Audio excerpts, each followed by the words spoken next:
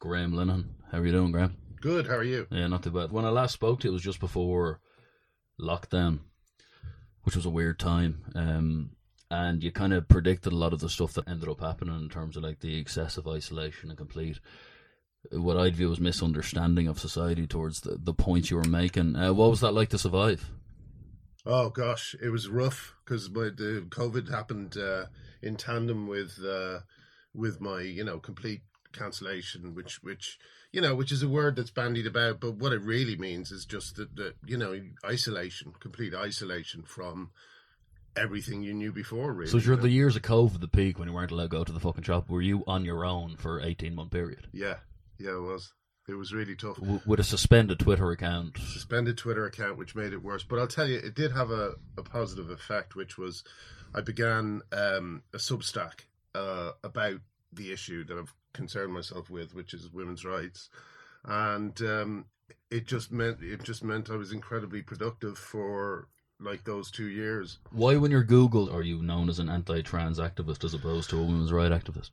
Because every time we try and change it in Wikipedia, it changes back within 15 minutes. Basically, Wikipedia is edited by people who, have a lot of time in their hands and have their own particular axes to grind. Apparently, there was some sort of power struggle within Wikipedia, within the moderators a few years ago, between people who, shall we say, I don't know, how would you put it? People who were very pro-trans rights at the expense of women's rights, and people who were pro-women's rights. And they basically, apparently, elbowed out the women's rights moderators. And it just makes it much more difficult now to have those pages be in any way kind of even-handed.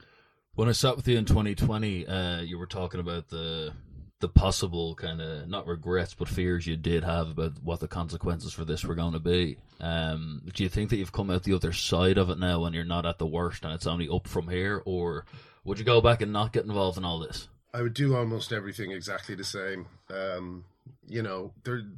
What people don't realize is that my approach, which was confrontational and angry, because I was so angry about what was being done. Do you have to perform when you're being an activist in terms of, like, are you actually angry, or do you know that you have to stay in character, like you have to do? No, I'm just regularly angry. Yeah? Round the clock, when you're tweeting something, it's actually affecting your hour. I mean, here's my thing. I think my feeling about it is that it's like there's a fire in a house, and I can't really do anything until the fire's put out. I think women's rights are being absolutely destroyed. Gay rights are being destroyed. And the thing that's being erected in its place worships, straight cross-dressing men, and it kind of confuses and gaslights young dysphoric women. So I feel like if we don't act and act quickly, this will continue, and there'll be another generation who think they need surgery or drugs to be their true selves, when in fact all they're doing is setting themselves up for a lifetime of hospital appointments and disappointment,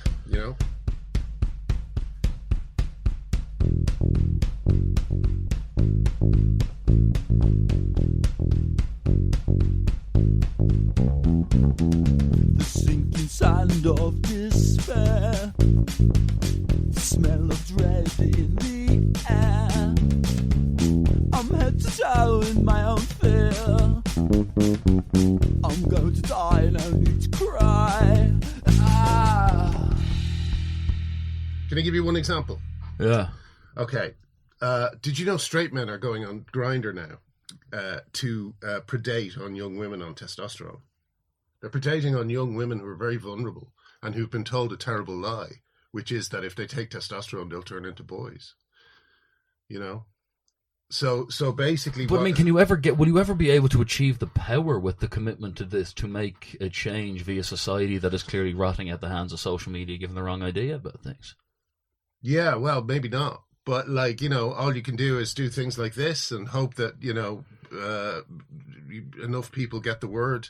That's what the book was for. I realized that the approach that I had taken, while it was good at kind of slowly building an audience of committed people who were worried about the same things I was worried about, the mainstream kind of breakthrough hasn't yet happened. And I think if people knew that straight men were predating on young women on Grindr, and that straight men were going onto lesbian dating apps and calling themselves she, her, and in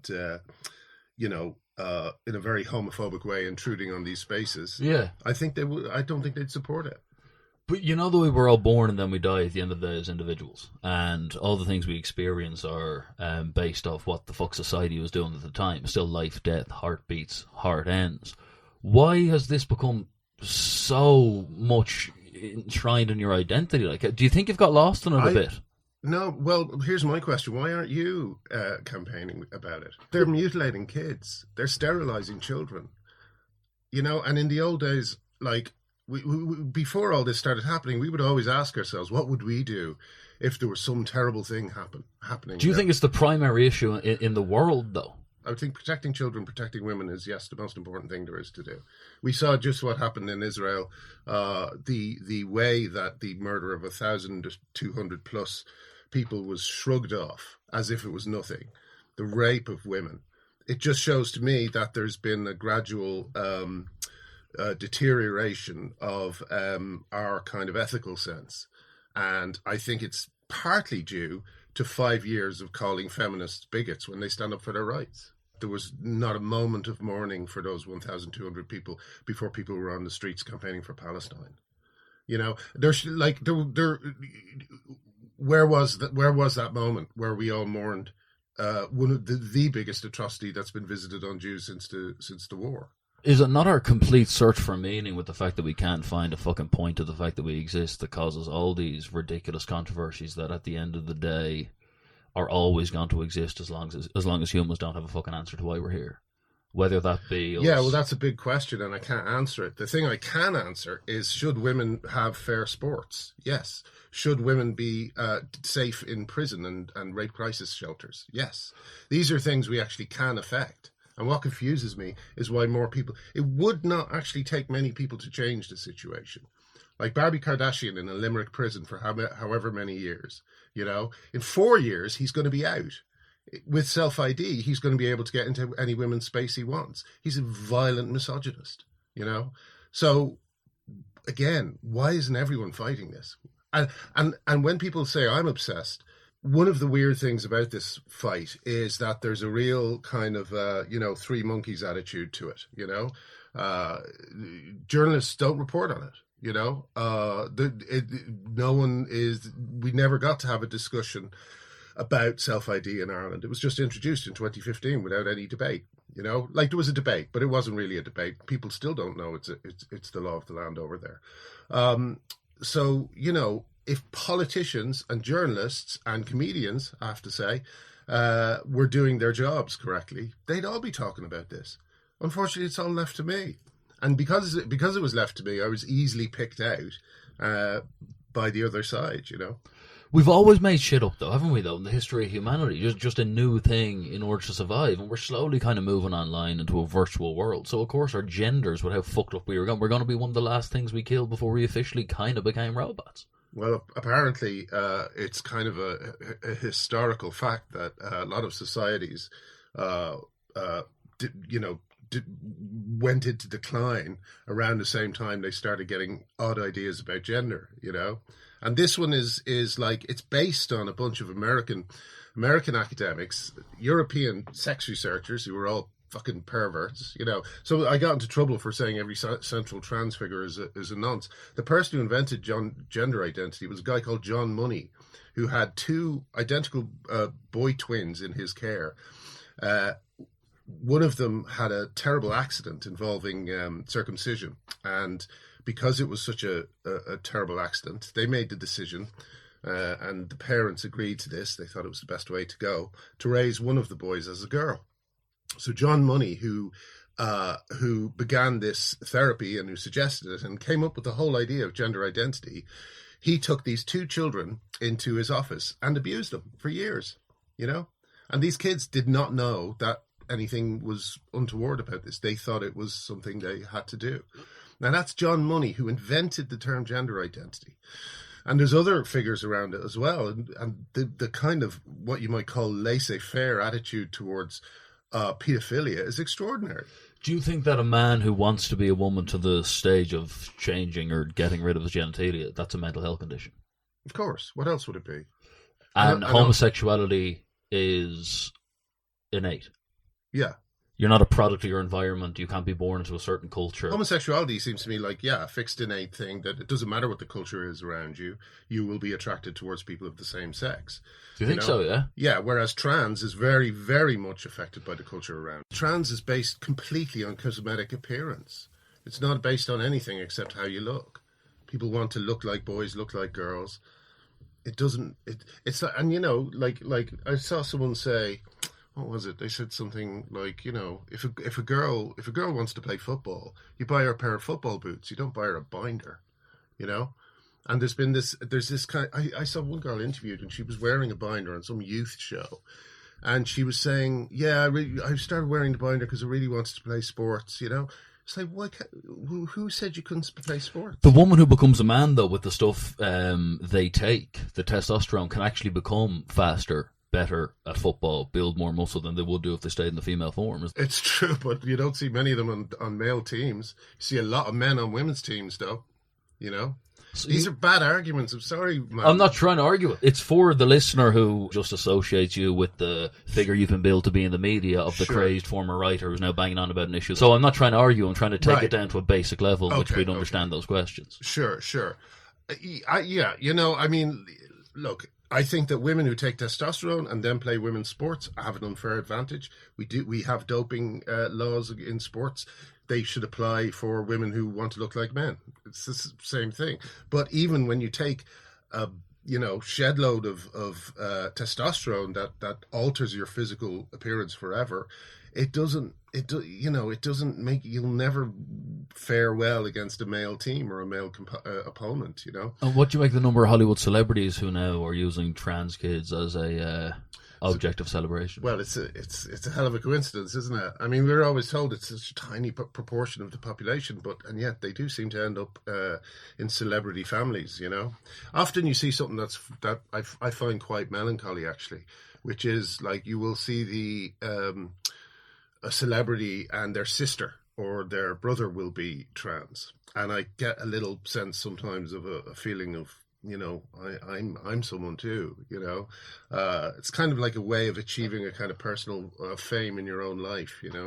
But it just kind of speaks to me to the fact that this is a fad. It's a fad, and of course Hollywood is going to pick it up faster than anyone else because Hollywood has traditionally loved fads. What about the part of the fact that regardless of what we think of the fact that people believe to be a different gender or whatever, it's still, as you'd say, mentally ill people. And if they have found their solution to be something like, now I identify as a woman or a man and the people around me are going with that, so now I can survive this pain, that when you're using your platform to completely dismiss it. No, I wouldn't not say. But do you think that's sometimes how your critics take it? That sure, you're actually you're pushing the foot down on the throat of the already vulnerable. Yeah, well, that's the way they frame it because they can't argue it in an honest way. Most of I know several transsexuals and they all agree with me. It's like I know transsexuals who don't insist on female pronouns, who don't use the female toilets. Because they're so convinced that this movement is destroying women's rights, and they don't want to be part of it. So unfortunately, there's nothing I can do. As I say in the book, as I point out in the book, like someone like Pink News has written 75 pieces about me, and none of them have been glowing. I'll tell you that much. So the effect of that is just to build a picture of me that is completely untrue. If someone wants to. Again, a word. These are phrases we have drilled into us, but no one can quite explain what they mean. If someone wants to quote unquote live as a woman, I have no problem with that until it gets into like just a small number of areas: sports, women's rape crisis centers, shelters. These are places where these things are important, and the kind of people pushing them are usually incredibly privileged and will never need any of these types of places. And the fact that you believe it and the fact that he who was a Y can survive anyhow, like there was never a moment in the peak of the cancellation, the isolation, the bed-sitting Irish that you considered stopping, changing your mind or even doing yourself. It's quite clearly something you believe and it's something you've nothing to gain off. So the vilification, even by them to try and... If they really believed their stance and tried to educate people on their issue, why would they vilify you? Yeah, I mean, as I say, it doesn't really have a basis. There's no actual. We can't get any. We could never get any definitions out of the other side when we're arguing this point. Gender sometimes means sex, sometimes it doesn't. You know, sometimes you ask, what is a gender? You know, how does one know you have a gender? None of these questions come along because there's two things going on. The first is a kind of a protective thing. A lot of trans people or people who call themselves trans have been told by outlets like Pink News and lots of activists that feminists hate them and want to put their, as you say, boot on their neck, you know? And it's not true. They just want to protect a few very specific areas, which have been in place since the suffragettes, you know? Did we talk last time about the urinary leash? Urinary leash was what was in place before the suffragettes, because before there were public toilets that were divided, women wouldn't go into the kind of general toilets because, you know, it wasn't safe for them. So they were kept on a urinary leash around their own homes. They couldn't go too far from their own homes because there was nowhere for them to, you know, relieve themselves if they had to. So they were imprisoned to an area, you know. And the suffragettes came along, and suddenly that ended, and women now have the kind of position in society that they have. They're talking about bringing that back. They're talking about creating spaces where women have nowhere to hide. If you're a young girl, if you're like a 16-year-old girl, right, walking around a shopping centre, and a bloke starts to follow you, maybe he's dressed in an eccentric way, you know? Maybe he's got lots of colours on, something like that. She no longer knows that she can go into the women's toilets and hide there until the bloke gets bored and goes away. That was a very important power that girls had, and it's been stolen from them. So we're going back to our nature as the man is the stronger beast who will always demand to control females in society, and trans is just a facade we're using to further facilitate that. Do you think that we're doing the same thing as white men with the promotion of Black Lives Matter and this bullshit? Pretending to black people that we're giving them a power, but it's delivered in a fake way that the corporate white man tells the footballers to kneel. Yeah, this is I think it's a good, and it wasn't... is it Robin DiAngelo who wrote the critical race theory kind of manifesto? Was that her name? But she's white, you know, and it's basically it's white people controlling other white people, what they can say, what they can do, how they even think about things, to manipulate the minorities into the illusion of equality, but it's controlled white equality. Yeah, because look what happens when people like, you know, Thomas Sowell or some of these kind of more conservative black figures step out of line. They're immediately called Uncle Toms, and it's got to be open to discussion. Everything. Wasn't the man v woman thing due to just the natural strength always the biggest one, though? Yeah, the one that will never relinquish. Like, skin colour, sexuality has always been beneath the fact that we have bullied, manipulated, and forced women into suppression, and we continue to do so today. Do you even think the fact that what do you make of the corporate thing that females now work in the corporate world? Is like, does that even matter now? Does the fact that there's more female, like, do men even want those jobs now? 30 years ago, I did accountancy, and it was happiness. Mm-hmm. Now, accountancy with the internet and the kind of possibility for entrepreneurship seems like a fucking doldrum, a graveyard. Well, and the females who are overachieving are slipping into the formerly male popular jobs of 20 and 30 years ago. I never thought of any of that. That's really interesting. Maybe it's like, you know, what do they call it? I have a phrase for it. What was the Beach Boys' name? Murray Wilson's mixing desk. Murray Wilson was the manager was the father of the Beach Boys. He used to beat Brian Wilson in the bath so as not to get blood anywhere, you know. That's why Brian Wilson was deaf in one ear, you know. And Murray used to come and he used to push his weight around at the recording sessions. And so he would be turning the knobs up and he would be doing this. So they built a fake mixing desk for him. And they kept it in one corner. I said, "This is yours. You can have full control here." And he just sat there, just spinning controls without doing anything and feeling completely happy with himself. So maybe that's maybe that's what's going on. We have a kind of we have all these positions that, as you say, 20 years ago might have been considered pretty hot stuff, but at the moment, especially with AI coming in, with AI, if you look at the peak of capitalism we're still in, right? The easiest way to make money now is to be a fucking embarrassing cunt on the internet. Logan fucking Paul and these white men are doing the least work for the most money. That was always the goal. But the women in their field factually have to have their tits and ass out.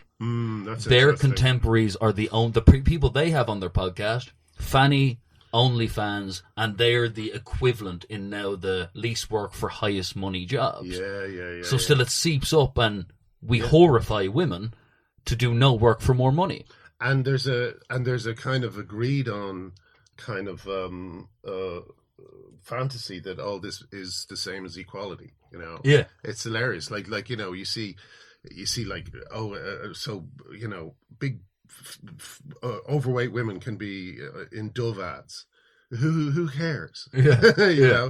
Like I saw the other day on TikTok. I was flipping through it.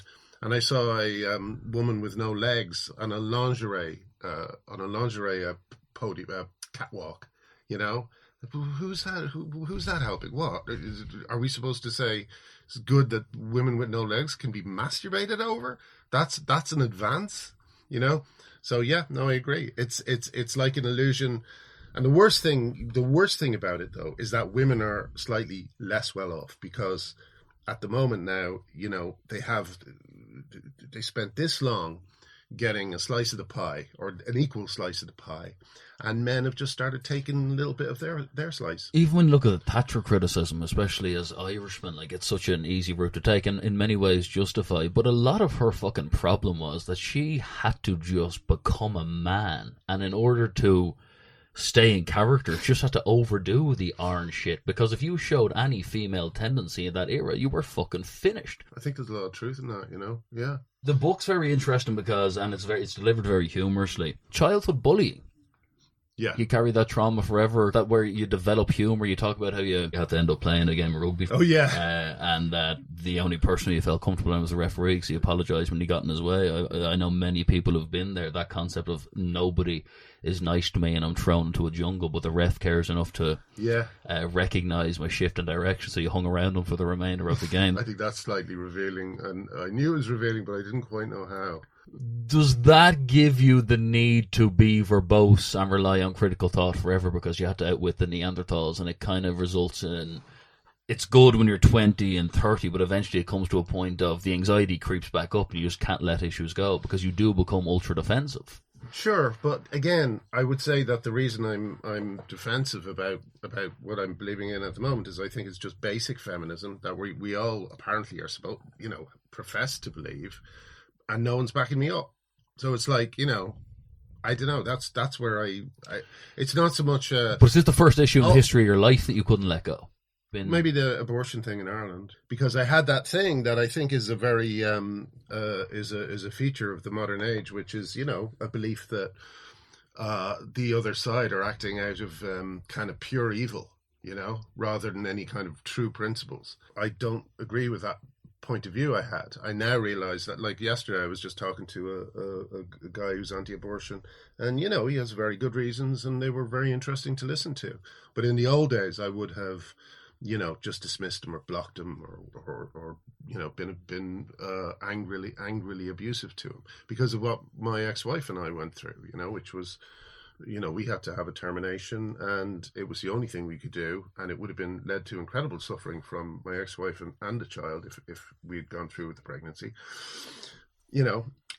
so that's where I come from, and I can't really change my opinion on that. But this guy has come from a different perspective, a different story that means a lot to him, and we went away like normal people, had a nice afternoon, a chat about it, and I really do think it's conversations like those that have made me a slightly better person. The most fucked up thing in the entire situation surrounding you on Twitter is the mockery around the marriage thing as if it's at all somebody's business. And also in any field of political disagreement, it's just an unusual taunt. It's weird, it's voyeuresque, and it just, for me, immediately shows those people don't have the ability to listen or engage in anything other than an emotionally insecure kind of... This debate cannot be fought on a playing field about rationality. Do you get down from the irrational criticisms, though? If you're scrolling Twitter and someone says,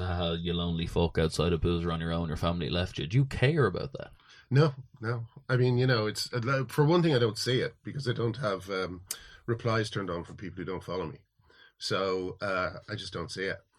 So what I usually see is my own followers kind of reacting with outrage. Was that entire thing completely based off the fact that you got cancelled and committed your life to this, or is that just a media pickup and they threw it into the mix to vilify you further? Or was it not just like what any other relationship can go through, a general falling out of love? No, they released trans activists released our home address online. They sent the police to the house. They terrified my family, So, in the end, the pressure, and coupled with the fact that I was losing my income and I couldn't hold a job down, the pressure just was too much for us, Would you be able to explain, though, that you not understand that I'm a victim of a witch hunt here? To the family? To your family? No, gosh, no, it was impossible. It was impossible. I mean, I'm still close to my kids and stuff, but my own brother-in-law shared a tweet by a troll who's been harassing me since 2007, since the IT crowd came out.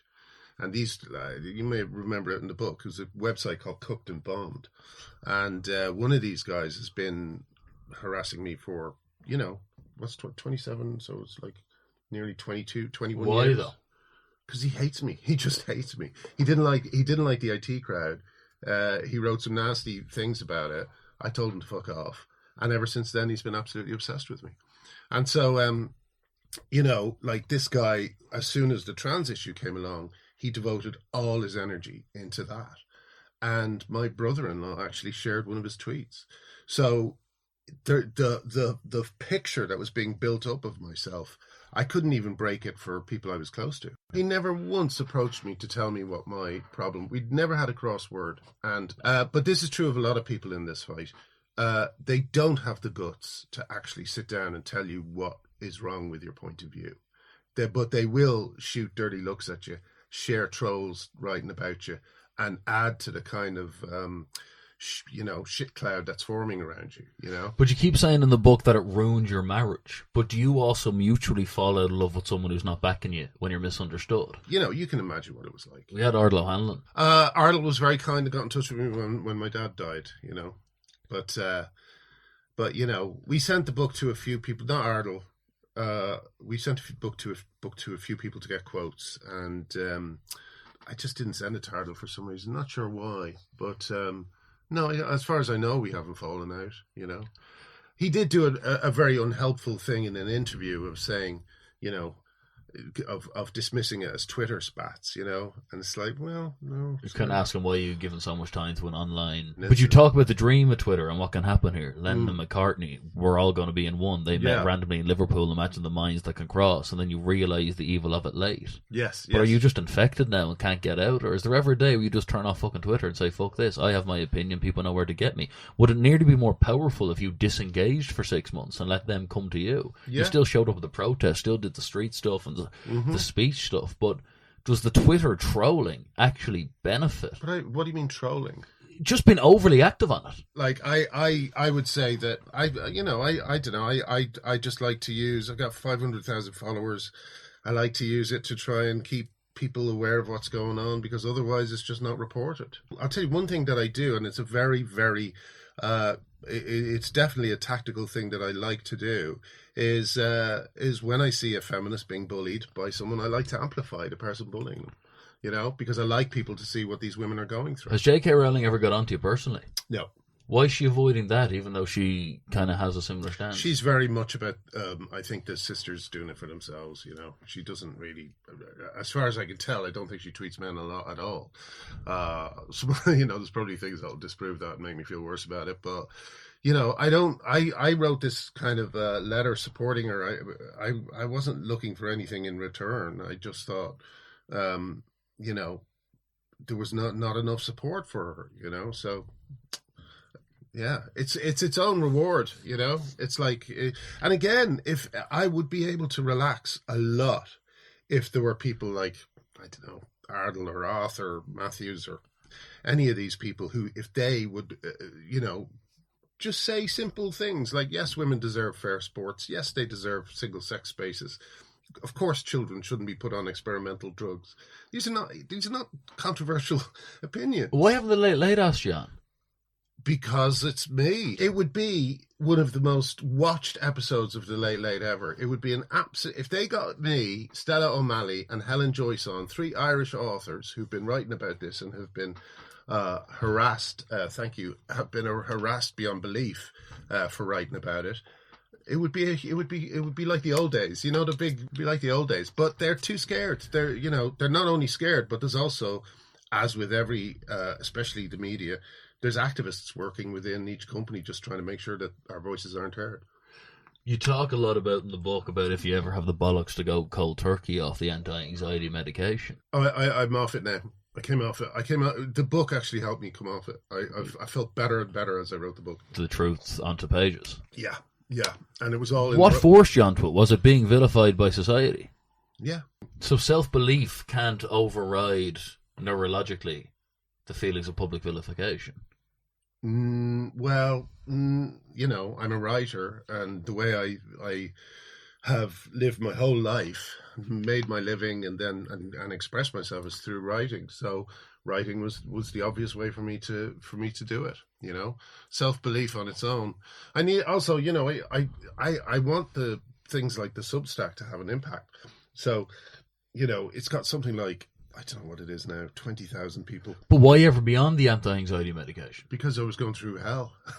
And they were attacking my family, and they were attacking me, and every article that was coming out was saying I was a bigot. What do you make of the sheer state of comedic and drama writing currently? Just an obvious transition of a soft society.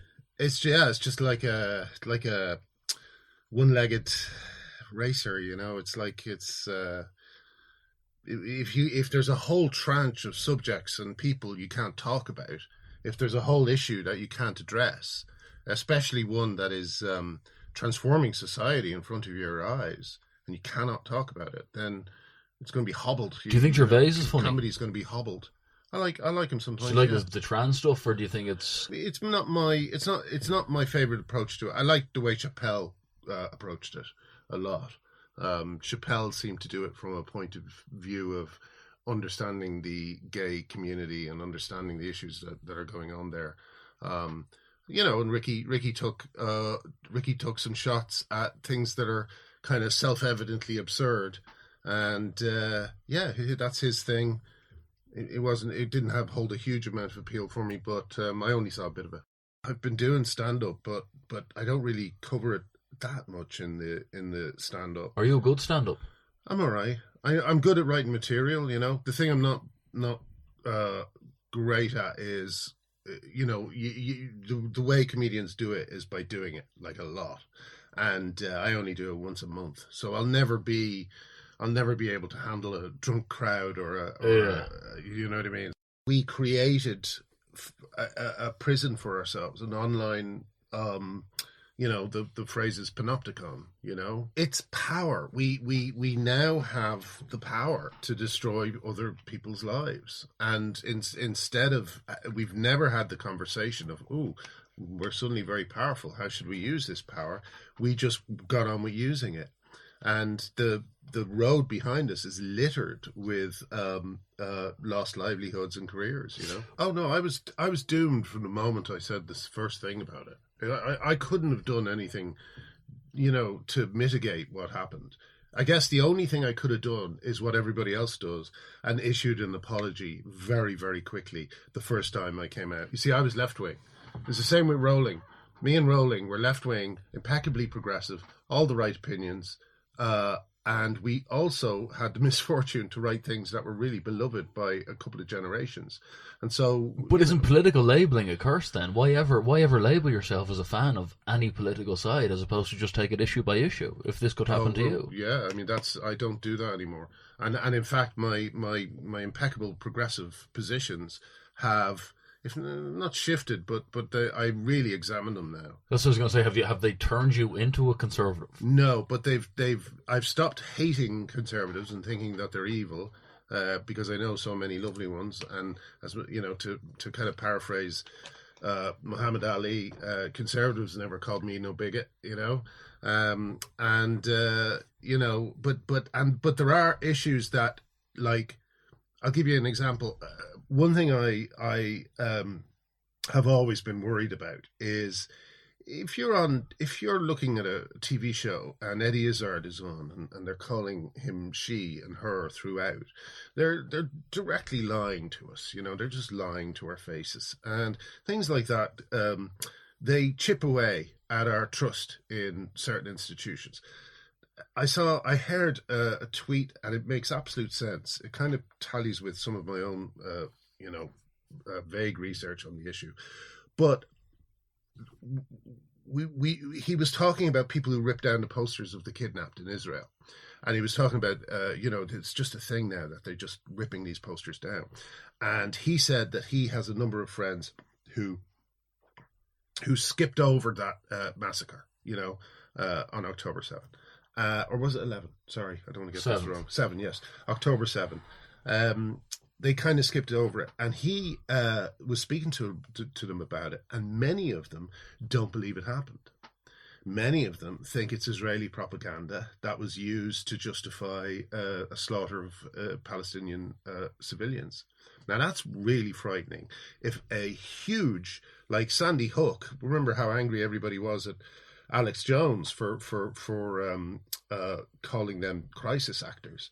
Like, to do that for a school is bad enough, but to do it for 1,200 plus people, and my worry is that we're entering into a phase where everybody's going to have a different vision of what reality actually is, and it will make us unstable as a society and ungovernable. Do you do a lot of commentary on Irish society as someone who's kind of lived abroad for 30 years? No, only on this issue. I never really, I was never that political when it came to Ireland, and, there's a certain things that get me. Do you think the Ireland-Palestine thing is... I think it's the same as everywhere else.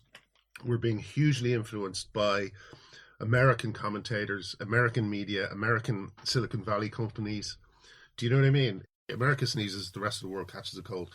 That is happening now, but to an even more extreme extent, because, look at the trans issue. You've got a movement that benefits two industries in particular: big pharma and plastic surgery. Yeah, and you've got, like, who's promoting it? Hollywood, home of plastic surgery. Silicon Valley. Silicon Valley.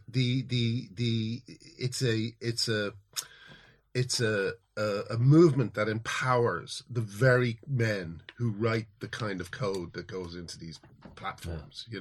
People who are spending a lot of time at home in the dark looking at computer screens. Benefits those men especially. So, that, as you're saying, I had that Beatles theory, the world would be a better place, but it just seems to me that it's just too easy for a small amount of very, very interested activists to change the world in their favour without putting much effort into it. Is there any way humans go, fuck this isn't real, and we crack on, or is the world over? Are we finished? That's good. Well, I'll tell you, I saw a video the other day that if I was 18 years old, it really would have had an effect on me. And it was, they asked all these different women, I can't remember exactly the structure of it, and they asked all these different women what they think of men who have no social media presence whatsoever. And all of them were like, they're like the sexiest thing you can imagine. It's the sexiest thing you can imagine. And my son doesn't use social media for the most part. And he, like, I think if I saw something like that at 18, I would think, That's how I'm going to be cool. So it's going to become the rock and roll thing, and therefore that then grows. Exactly. I think you might see a kind of what's that thing? Non-digital nomad type of thing. What we definitely need, though, is we need to feel that someone is driving the car. There's with the protests in London recently. Liverpool Street Station was shut down last night by pro-Palestine protesters. Some of them calling explicitly for the death of Israelis and Jews.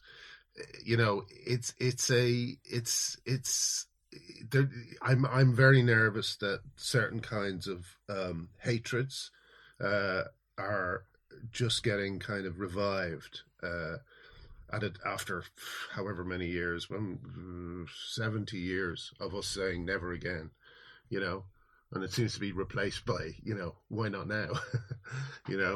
So it's like, it worries me a little bit, but we have to, the important thing to do that I'm not sure whether we have even the capability of doing it is to recognize it, as we were saying. Do you know what would be a good place to do it? The Late Late Show. To sit in the Late Late Show and talk it out. That would be a good use of the Late Late Show. But there's no adults in the room. There's no one willing to do it. There's no one willing to take the risk. It's we might just keep on going in this driverless car until something terrible happens. Do you think there's one big production left in you as a writer when all this calms down? Like, will you be the pipe-smoking, grey-haired 70-year-old who's still a writer, or will you be the former iconic writer whose life was committed to the trans thing and you die? My hope is that, this is so insane. So the world calms down, then you calm down with it. Yeah, exactly. There's no chance that the trans shit continues and you go back to just focusing on your life mainly and being able to not be dominated by this issue. You fully sacrifice yourself to this. The way I would simply put it is as long as other people aren't joining in the fight, I have to keep fighting. But when they do, I'll be able to relax. And when it feels like, institutions have gained control of themselves a bit more, then I'll definitely pull back and start trying to think of something funny, And in fact, the stand-up, I'm able to do that in a kind of casual way. What does your mother make of all this? She would always go, "Would you not write the comedy?" And it's like, God, no one will harm me. No one will harm me. But now that I've written a book, she understands it more, and all her and her friends are tutting and shaking their heads, So it's good. The dad dying is obviously a moment that obviously a lot of listeners have gone through. Does it make you more comfortable around the concept of death, or does it make you go through a few weeks of what the fuck happens when you die? What's it like seeing someone that close to you move on? Well, it's I don't know. I guess around the time he died, I was already in a quite a dark place. So, it just seemed to me, the way I would always say it when someone died was, I even said it about my dad. I said Vincent Linehan checks out, and I just see it like, we're all in this long line, and we're checking out one by one. Prince, Bowie, my dad, together at last. You're just checking out, and that's your turn, and it goes on. I really don't think of it much more than that. The only thing I do think, though, is that I don't really believe in anything beyond life. So I feel like it's very important to fill your life with meaning or joy, though. Meaning. And what about joy? No, joy too. Yeah, when you can get it, but meaning certainly. It's like, if the house, like my earlier metaphor, if the house is on fire, right, the first thing you do is put it out. Everything has to wait until after that. Then you can find joy and meaning. Have you had periods of genuine peace and contentment as a human being? It was mostly when I had cancer. I was thinking that, it was a little bit of it in the book, but I have a joke in the stand-up where I go, I wish I'd taken the time to enjoy it more, because it was the last bit of peace that I had. I was just able to have a lie down, and people were taking care of me. And then after that, it just kicked off, and it's never... There'd have to be some sort of ADHD or something there, wouldn't there be? That's been suggested, yeah. I'm not sure. But a need for stimulation, like you're an easily bored guy, I say. Yeah, very true, yeah. Well spotted, yeah. And it's also the thing that kind of means I'm kind of a good comedy writer, because, comedy writers don't really have a deep knowledge of one particular thing. They have a kind of surface knowledge of a lot of things, because that's where the jokes are. Because everybody's got the same impressions of things. So yeah, it's kind of suited me. if I am ADHD, it's made a lot of money for me. Well, Graham Linehan, thanks very much for coming on again, and it's been great meeting you. Thanks, man. Thanks for I tuning really in. enjoyed it. Cheers, man. It's been how many years, my boy? Audiobook started shorter than You audio still books. don't know my tears of joy. No need to go, just take Radio it cast. slow. Podcast or something like that. And have you heard the Michael Anthony show? A nice show.